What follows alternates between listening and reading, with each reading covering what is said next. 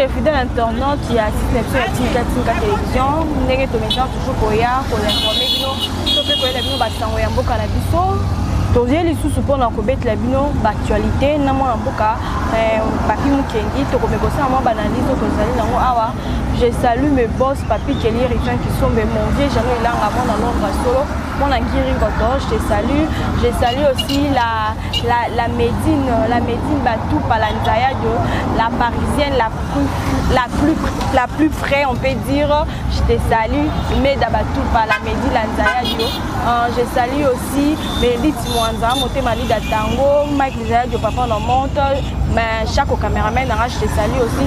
Fidèle internaute, dès que tu fais ça, toujours comme tu as ma solo, na kopé sambote na invité na koloba, mbote mon amboka. Mbote madame la journaliste, madame Sephora, oya salaka de façon que non, balandi à chaîne oyo bako kana kolanda ba information à temps réel. Moi, en Boka, toi qui m'a directement l'actualité politique, tout le monde est là, mon colo, le vendredi 22 janvier, il fallait qu'il y ait des députés, qu'il y ait la déclaration par rapport à Artenos Nabango. Donc, tout le côté, moi, à Vinayoto, Makanisno par rapport à Nango. Ouais, madame la journaliste, à Vinanga Makambo, Oyo, Tozanango, Lelo, Oyo, il y a plénière, Oyo, convoqué par le bureau d'âge. Pour que nos députés soient la déclaration il y a appartenance na bango par rapport à ce que nous na opposition ou soit va définir la nouvelle majorité ou la mise en place pour accompagner la vision du chef de l'État ou la vision il y a union sacrée pour faire développer le pays et aussi va accompagner selon souhait naie yangwana ba député nyoso Oyo baza pour les changements, Oyo va se démarquer dans Bantu Valeur, les lots va se déclarer par rapport à groupe parlementaire, Nakatia Parlement, les Alaki, les Alaka 25, selon le règlement d'ordre intérieur. Alors, Tokoye va faire appartenir parmi les groupes parlementaires, Tokoye va groupe Oyo pour accompagner vision, il y a chef de l'État, Oyo va na opposition. Oyo est dirigé par Martin Fayulu ensemble avec Kanambe. Mais il faut les loba se définir. Bazana union sacrée, mais les colonna bango pesa, libanda, il faut toyer bango les lots bien. Alors à partir de ça, tokoye ba pe ba oyo ba kozala ba non inscrit za bat oyo ba ye na baza na parlement. Ba kozala pona vision ya union sacrée, mais baza na ba parti politique té. Parce que à deux fois, il y a un conflit dans le parti politique de façon que nous, Bango Balobi, que nous, nous soutenir la vision de l'union sacrée. Parti na Bango Balobi, que nous, pour vision de l'union sacrée, Totikali Libanda. Alors, tant que Bango Totikali Libanda, parce que Moussala, il y a des députés, les députés, ils ont un mandat, ils ont impératif, ils ont libre, ils ont le choix selon Oyo, cahier de charges Oyo, base électeur, PCA. Alors, ceux qui ont dit que cahier de charge par électeur, PCA, ils ont une vision du chef de l'État, faire soutien au chef de l'État. Alors, ceux qui ont dit bien que nous, quand Oyo et qu'on se définir les lois, en dehors, il y a union sacrée. Il y a définir, bango, non inscrit. C'est-à-dire, un parti politique. Mais parti politique, et ça, pour accompagner la vision Oyo, Mokonzi Oyo a dirigé Mboka à Nangote.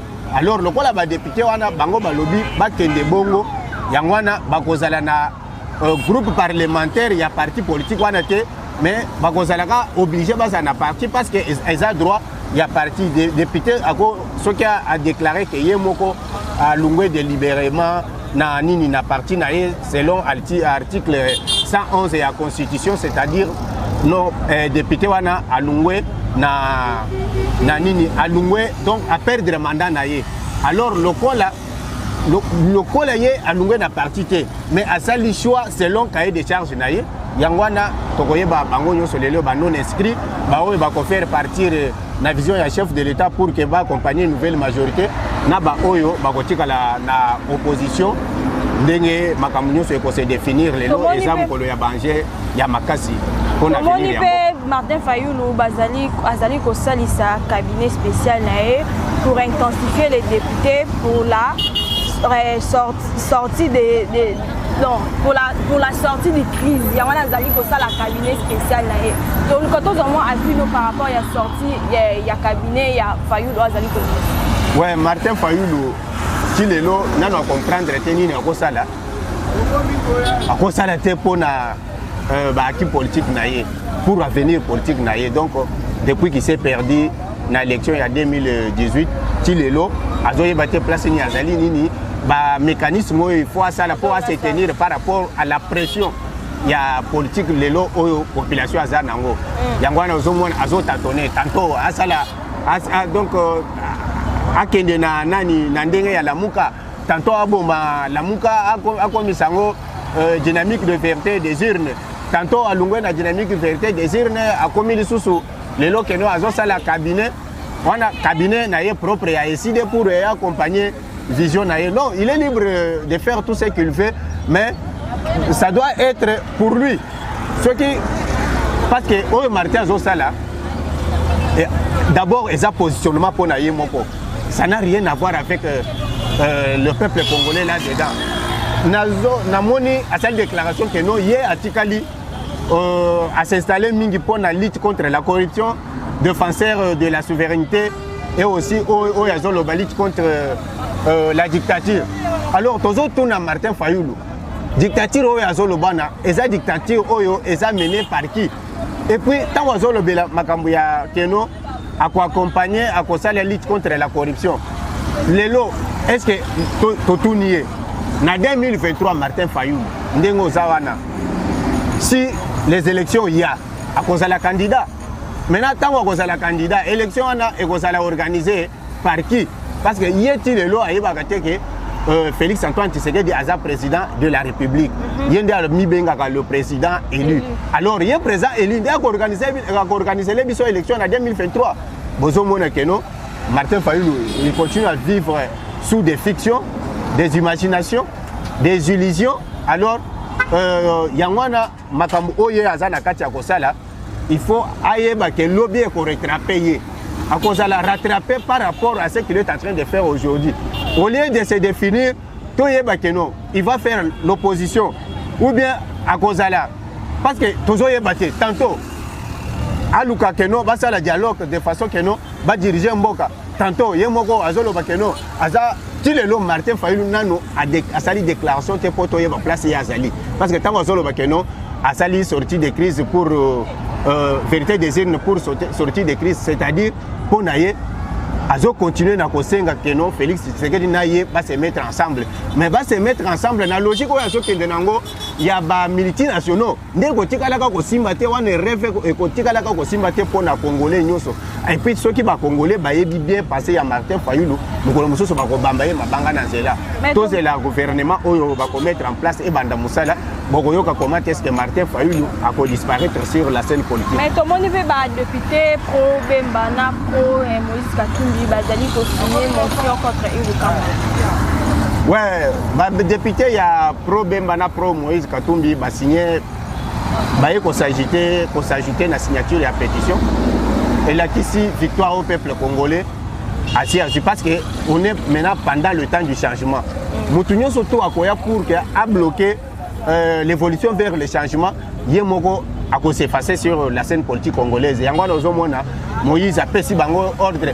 Ordre ordre sous hypocrisie. Et ça, Sony a moutoua na vélo. Tant que la mugibo et la talike batubazawana.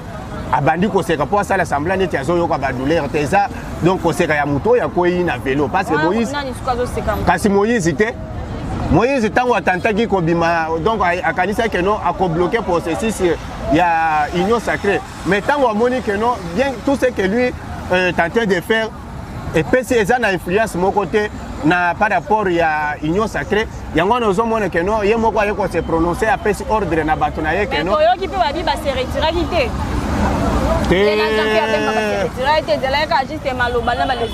Madame Sephora Waneza comédie. Moïse Katumbi, c'était bel et bien retiré. Tant que Bazolo Baba s'est retiré, mais Liboso, il y avait eu une déclaration. Il y avait eu une déclaration faite par Moïse Zangi. Donc Moïse Zangi, avant que Moïse ait claqué porte et à négociation, Moïse Zangi a dit clair à l'obé, si notre cahier n'est pas pris en charge, biso toko bimana union sacrée. Mais tant que Moïse Zangi a eu pour ça la deuxième déclaration à l'obé que non, ce que nous ne sommes pas considérés, notre cahier de charge n'est pas considéré, biso to suspendre la négociation. Et c'est là que déjà message et c'est là que pas Moïse Katumbi. Est-ce que jusqu'au jour d'aujourd'hui, Moïse Katumbi a contredire Moïse Zangi a l'obé que non, moi je n'ai pas dit ça. Même le secrétaire général de l'Assemblée pour la République, mon côté à l'obé. Ceux qui veulent dire que secrétaire général de l'Assemblée pour la République na top Congo. Babandak déjà qu'on a qui sa face na bango que no bango bazawana babandak ko s'attaquer contre l'IDPS que no l'IDPS a ça la makambo et balingi ko ça la il faut passer la différence entre ce que le PPRD faisait et aussi ce que l'IDPS va faire parce que frustration et là qui na kati ya bato ya et il y a FCC bakoki lelo bamemi kabila place ezalaki parce que bazalaki ba gourmand babandaki bango nyonso babandaki ko luka kaka bango nde bazala bien positionné ezalaki déjà message yango wana ozomona que no tango Moïse Zangi Moïse aye na réunion parce que makambo oyo ebandeli wapi rencontre oyo ya chef de l'État mercredi passé na Moïse Katumbi tango bayaki bazalaki invité par le président de la République Félix chef de l'État Félix Antoine Tshisekedi. Bango nyonso bazalaki invité. Ezalaki prévu que Jean-Marc Abundu a faire partie na négociation en athée. Mais Jean-Marc tango ayeko tout le président de la République mais yo okozalawana en tant qu'équipe parce que yo a déjà commandant suprême. Yo kosalisa makambo ya ba négociation politique parce que tu ne diriges aucun parti politique. Donc il y a nécessité ya que non ngai pe na zalawana parce que naza président, il y a un grand parti politique, le parti présidentiel, parti au pouvoir qui est l'UDPS. Yangwana, président de la République, il y a aussi nécessité, Jean-Marc Azala, aussi du nombre. Mais tant qu'on va commis, Moïse Aye, le président de la République, à la qui c'est réalité, la politique évolué, à la qui c'est la majorité parlementaire, nous avons déjà une majorité parlementaire, la majorité est là. Mais qu'est-ce que vous pensez, qu'est-ce que vous amenez par rapport à l'actualité politique, aussi aux activités que nous avons menacées à ce moment-là, où Moïse a eu pour à cause de présidence et Assemblée nationale, à cause du ministère de l'Intérieur, à cause aussi du ministère de l'Économie.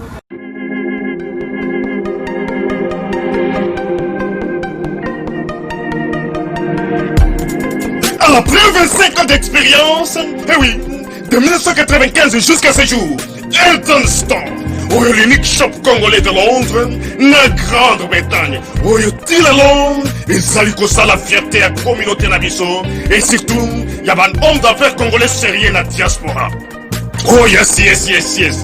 C'est créé Elton Store et Sali Kakamoko, le sérieux, accueil, na service qui t'a qu'on a client naïe. Avec ma produit naïe, où il y a première classe, il y a qualité supérieure. Oh, il y a ma bombe à Eden Store. Oh yes, mon crime au bimbe yeba. Ma maman à Londres va confirmer. Eden Store, c'est le perso des produits cosmétiques. Il y a solo produits originaux. Et yes, les alipes perso, il y a produits alimentaires, naturels et organiques. Au travers de nos produits cosmétiques, Eden Store détient le secret. Secret ya solo, où ya poso ya maman moi c'est qui toko. Poso ya moi so penza basali kolula, poso ya moi so mobala kotala ya lembate. Poso so ko tamboli masanga sima. Eh oui, yango ne ba produit zo te kamana katia Eden Store. Na ba produit alimentaire, où ya Eden Store, yango de secret ya cuisine ya maman congolaise. Eh oui, nyonso ko so pensa mobali na yo ezali. Pondu, matembele, ngai, ndole, fumbwa, ndunda, bilembwe, oyo nyonso penza, oyo kobonga pona cuisine na ezali. Oh yes, yes, yes. Olingi mobali na yo asepela na yo libela na libela. Olingi mobali na yo atala ka yo lokola mwasi azali kolula sika. Oh yes. Olingi mobali na si sabilo kono sotela ka ye na mesa. Secret zali kaka moko. Eden Store.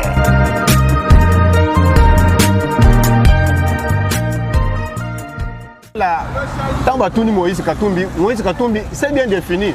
Il faut Assemblée nationale, ministère de l'Intérieur et aussi ministère de l'Économie. Jean-Pierre Bemba. Maintenant, pour toi, qu'est-ce que tu penses? Jean-Pierre Bemba lobby que non, pour il faut avoir primature, avoir ministère de la Défense, avoir aussi ministère de la Finance, na Banque centrale. Alors, aussi longtemps que Bemba Zoloba, Jean-Marc a Kati Bangon déjà parole Malamoko. Alors, non. Je m'excuse. Tant que vous avez besoin d'Assemblée nationale, besoin de primature, c'est sur base de quoi? Alors, est-ce que vous avez bien raisonné à MC président de la République, tel que vous êtes là? Awa, problème de l'autre Zanango, c'est basé sur le Parlement, l'Assemblée nationale, la majorité au sein de l'Assemblée nationale. Alors, est-ce que vous avez bien que non? Procréer à union sacrée ou bien pour la union sacrée. Parce que bazoya pour na intérêt privé na bango. Alors sur ce, ngai na monique nandenge toza awa Assemblée nationale, il faut revenir na bandeko oyo ya FCC. Pourquoi? Parce que tant que tokendaki na ba élection pour na ko na ya pétition pour na ko déchoir bureau ya Assemblée nationale. Si nous étions assistance à Bandeko ya FCC, bureau et l'ingake koyate. Bandeko a tant que signé qui pétition, toke na élection, na ba décision, bango moko bazalaki plus de 149 députés. C'est-à-dire, na élection tobimisa qui zalaki 281, mais ce que l'on 189, tokotika lana combien? Donc on comprend que non, et qu'on a un nombre à 132. Est-ce que avec ce nombre-là de 132 personnes, c'est ça, ce nombre-là qui allait nous aider à destituer quoi, le bureau de l'Assemblée nationale, avoir la déchéance du bureau de Janine Mabunda. Non, c'est-à-dire avec leur force Oyobamemaki, leur courant politique Oyobamemaki dans l'Assemblée nationale, il y a un aidé biso, tozui destitution, il y a bureau, il y a Assemblée nationale pour que Tokoka na la place où toza lelo. Mais tant que tozo discuter awa, il faut tenir compte il y a présence il y a oyo aussi parce que awa dès que toza boye na mutumo côté il y a FCC aza awa comme leur délégué. Alors biso awa toza 4 forces parti il y a parti politique. Mais il faut tant que tozo le bapé tenir compte il y a oyo baza libanda parce que il fait aussi c'est aussi une force qui nous a accompagnés. Tant à lobby bongo, à lobby keno, c'est-à-dire à autonomie 4 forces. Tant que nous discuter pour la partage et pouvoir, il faut tenir compte. Il y a 149 députés au FCC va accompagner qui dit ça. Il y a un tozo bango pe bureau de l'Assemblée nationale et qu'on a la pona bango primature et qu'on revenir na yo président de la République. Na pouvoir discrétionnaire na yo président de la République wananga ngana kokota kunate yo kopona muto yo ko sepela opesa et kozala te que no muto moko aya ko exiger yo soko sepeli opesa oyo soko pesa ngana za kunate mais awa ngai na yekolobela parce que na Assemblée nationale tozala na 3 dimensions ya ko définir majorité tozala na majorité absolue oyo zalaka définie par 250 plus 1.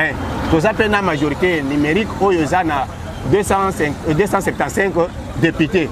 Nous avons une majorité écrasante où il y a 333 députés. Mais tout le monde est Franck Dion a réagi par rapport à propos qui ne pas à Kabound. Franck Diongo, d'abord Jean-Marc Kabound avant Aloba qui en tant que président, il y a UDPS, Azolobela Bat Oyo. Il y a coopéré qui n'a bango pour que besoin d'échéance il y a bureau il y a Assemblée nationale. Donc avant que Jean-Marc Kabound aloba et que senga yete akende ko senga permission et pas ya Jean-Pierre Bembani et pas ya Moïse Katumbi pour que akokana ko ya koloba makambo bango ba ko yebisa ye aya koloba.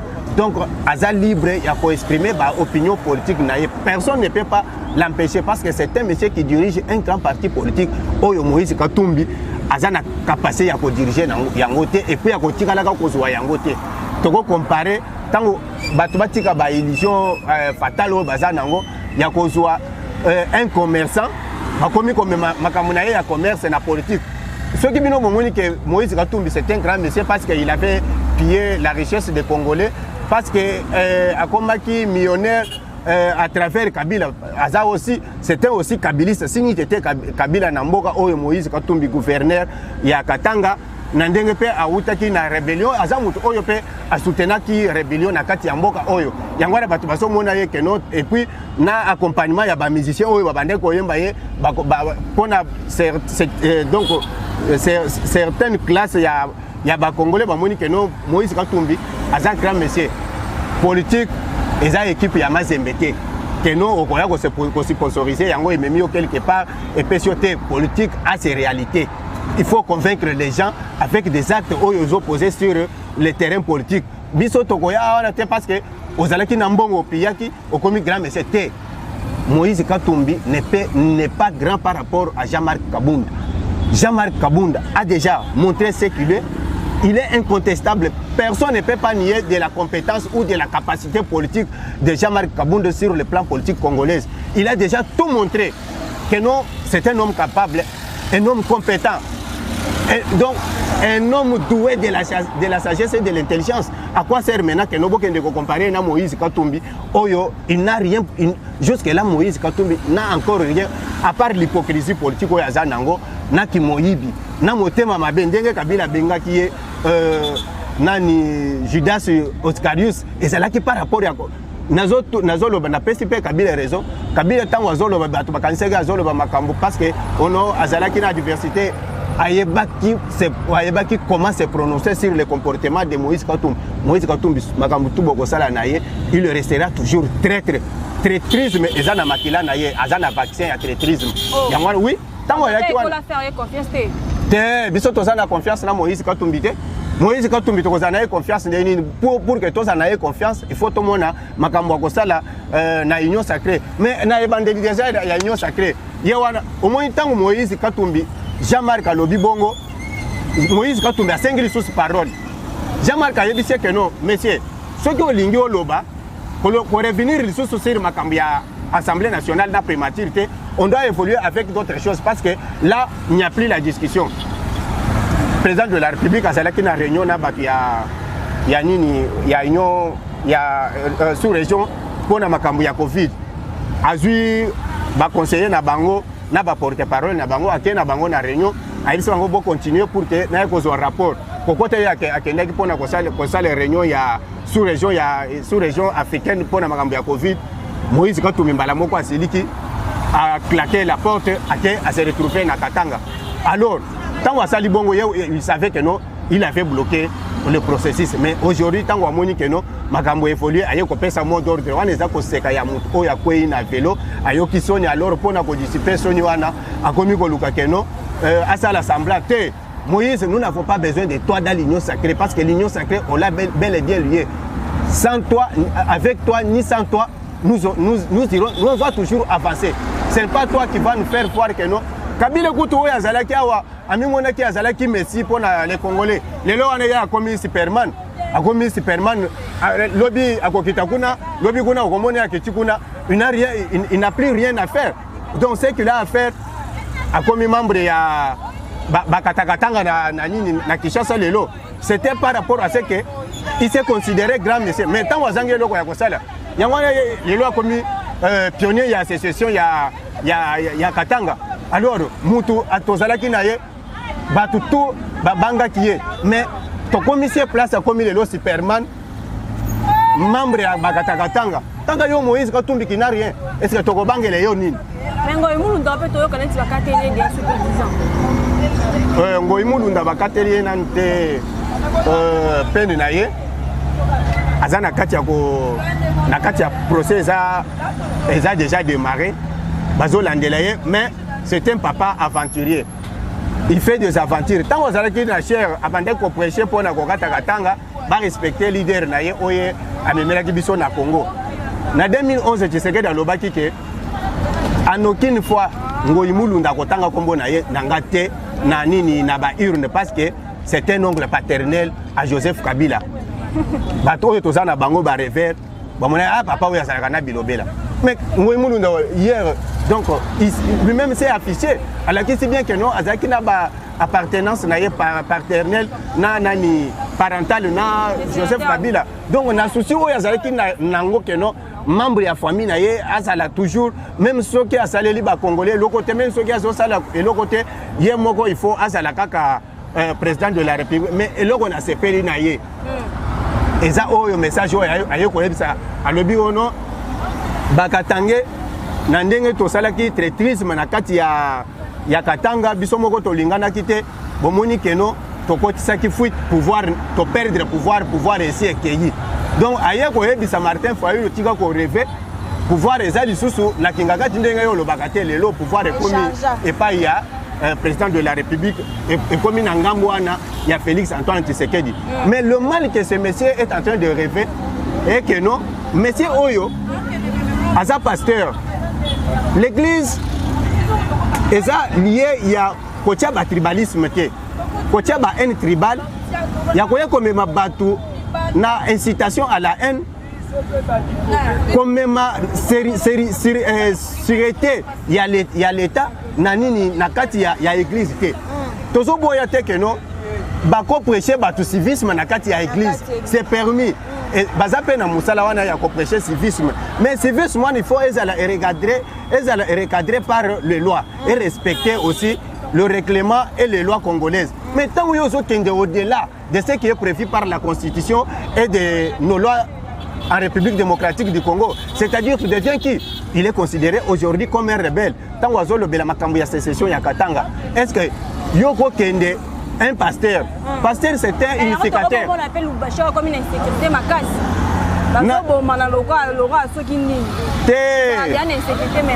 Bomana oyo eza na Katanga. Muto yaza à la base ya makambo wana eza élément na bango oyo bauti kozwa uti na kingakati yake ko siéger kuna élément ya kingakati oyo tozo benga ye kanambe nde muto aza à la base ya ba comportement wana pona ye lokola aza na frustration azoyeba eloko akosala te il s'est perdu partout yango wana ozomona akei yende azo former ba milice na ye wana Ngoyi Mulunda c'est une milice ya Kabila alors tango azo former ba milice wana de façon que bako kana ko déranger pona ye amoni ke ce qui a été na makambu ya kokata Katanga donc à corriger te Kabila tu te trompes il faut te retirer Ngoyi Mulunda et les autres sont en train de te tromper il faut oser la sage Katanga eza parti eza na kati ya territoire ya Congo ata mukolo moko te Katanga ekozala tokokata yango te parce que bino tango bozo penser wana ke Katanga est-ce que Katanga eza États-Unis ou bien sans Katanga Congo eko vivre te pour que Katanga Jekami ne fonctionne, ils ont fonctionné na Kura ou ils ont na Congo. Mais pourquoi est-ce que les Bakongo ne peuvent aussi dire que non, Bakata Kura na biso et que na soki bakati Kura ou na Katanga. Bino lelo na Katanga. Katanga wana ekozala na succès ba nini ba usine ils ont tourné kuna, ils ont fonctionné par rapport à Kura ou wana. Alors donc nous tous, tout le monde a besoin de tout le monde. Chacun de nous a aussi quelque chose à contribuer par rapport au développement de ces pays. Ce n'est pas que nous, tant que nous, ok na Katanga, ok au bandi ko créer insécurité, aux autres drogués ba jeunes pour que ba créer ba se mettre zizani na kati ya milliers ya ba congolais pour que olo ba keno ba Katanga alors aux autres d'abord. Katanga a été déjà divisé. C'est quoi province nini ya Katanga oyo bazolinga etende na sécession. Bazozongi solution sur Katanga ndenge zalaki province la fois passée ou bien eza Katanga oyo lelo eza déjà divisé en 5 provinces en 4 provinces nde bakoya kozongi sango lelo et ça la sécession. Tosengi na Ngoyi Mulunda un pasteur c'est un unificateur. Le cher n'est pas place d'amener la division ou la haine tribale. Yangwana lelo okosibir makambo par rapport ya comportement na yo osali devant les Congolais. Okozala coupable par rapport ya comportement na yo. Tosengi na bajijo baza kuna basala musala ya justice ndenge lobami mut oyo bakatela ye 20 ans. Parce que a sali atteinte à la sécurité de l'État. Donc maman 10 ans oyo bazolo ba wana ezamuke Ngoyi Mulunda va mériter le 20 ans. Et donc accompagner Vital Kamerhe. Kamerhe azui Amina ye ya sikati ba oyo bakozala na ye na parlement. Fo bazala Kamerhe za déjà doyen gardien du temple. Monsieur Kamerhe n'a pas si on botte na place aux Ali, un bon gardien du temple. bato nyonso bakoya wana encadrer bango bien de façon que no bo évoluer na bango na malamu na kati ya prison baza ebele bakoya ko rejoindre yo. Fidèle internaute to vraiment comme na suka émission na biso moi amboka to 14 moment de la vie puis contact na yo bato za pour ça ko rejoindre ba zonde. Ouais, numéro nanga eza plus 243 code ya mboka ya Fati Félix Antoine Tshisekedi mokonzi oyo alakisi biso ba compétence na yo, donc il n'a rien à prouver au peuple congolais.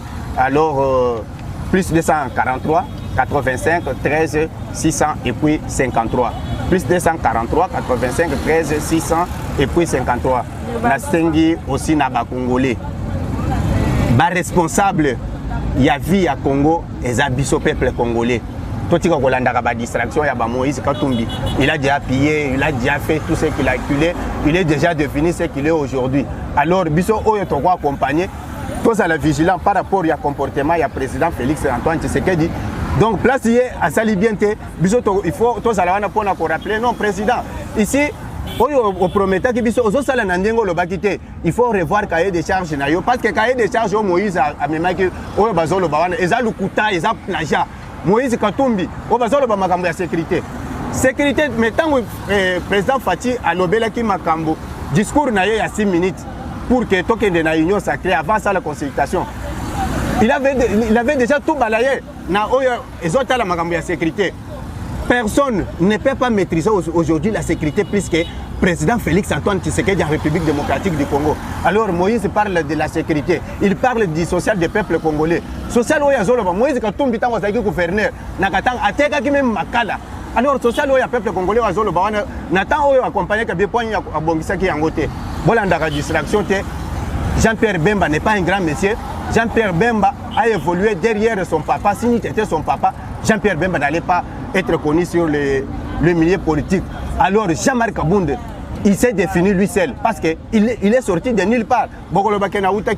C'est par rapport à son comportement et ses convictions et ses ambitions politiques. Yangwana Jean-Marc Abounde, Aza Oyelelo, Aza Jean-Marc Abounde, il n'a rien à prouver. Toi, accompagné président Félix, en toute sincérité, parce que il peut toujours senga azala sincère envers biso atia rigueur na problème ya justice toujours se pelandenge bakangi bato oyo bakangi mibale wana mutu nani toujours benga directeur national ya Sekopé et aussi na oyo mususu ya inspecteur général ya EPSP na ndenge ba détournaki 62 milliards de francs congolais oyo eza équivalent à 31 millions de dollars.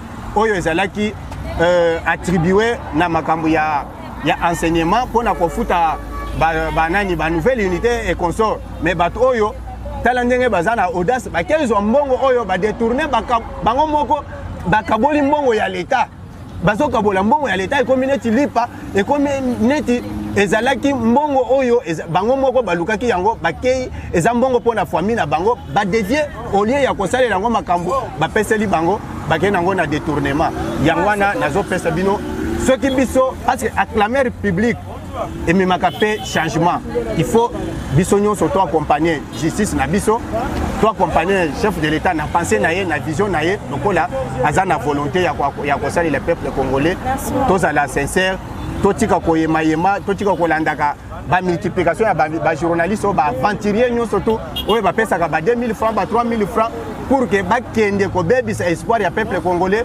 vis-à-vis ya espoir ya peuple congolais vis-à-vis ya président de la République to lobby et puis tozo répéter to ça la attention na inge botala kindenge bayokisaki journaliste Mutombo Israël Soni na nini na Modeste Bahati le sénateur azomemele question ya lukuta oyo eutaki na kingakati pour que a désinformer donc a intoxiquer peuple congolais ya que no Bahati lukwebo ba pesier 1,500,000 à 5,500,000 pour que ça la musala ya informateur aussi longtemps que Mondo Simba azwaki le côté. Alors tant que Bahati a 5 preuves il n'a pas amené, il n'a pas montré de preuves et puis Bahati a lobby jusque là. Même un centime y a l'État n'a pas limité pour que basala musala oyo bazo sala ngona ba propre moyen na bango. Alors tant que ndeko wana journaliste soit disant les journalistes bakamikaze ya kingakati abimisaki information ana ezalaki na bit nini ezalaki na objectif nini pour désorienter le peuple congolais, adresser le peuple congolais contre l'union sacrée. Allah qui sait que même bateau bazal et l'union sacrée, ils n'apporteront pas le changement. Donc ils vont se comporter comme bateau bazal qui n'a Kabila. Ce qui est du mensonge. Babiloko surtout à Zolo Bawana, 12 millions, sans preuve, sans démonstration. Mais il y a 12 millions, on a vu comment les dépenses sont réparties. Il faut aussi détailler tout ça. Les journalistes laissent l'intoxication, il y a pour intoxiquer la population. Binonyoso, vous avez obligation, il y a pour aider la population. Vous avez obligation, il y a pour éduquer la masse. Vous avez éducation, il y a pour faire ça, information. La vraie information, ils ont contribué à développement. Et non, l'intoxication, vous avez parce que vous avez recruté na Kingakati et pas ya Olive Lembe, vous avez accompagné na mensonge. Yangwana, il faut boire pour désinformer le peuple congolais. Ce n'est pas digne d'être là. Vous rendez un mauvais service à la nation. Je dis. Et puis je vous remercie tout le peuple congolais dans son entièreté. Fidèle internaute, comme vraiment la souka la émission, merci pour la télévision et puis bon parler de Oyo et comme ça vraiment malamu, bon liker, bon partager, bon s'abonner massivement à Tindika et comme ça malom makasi. Chaque caméraman merci pour nous toujours. Fidèle internaute, vraiment tout le monde est dans la bye bye.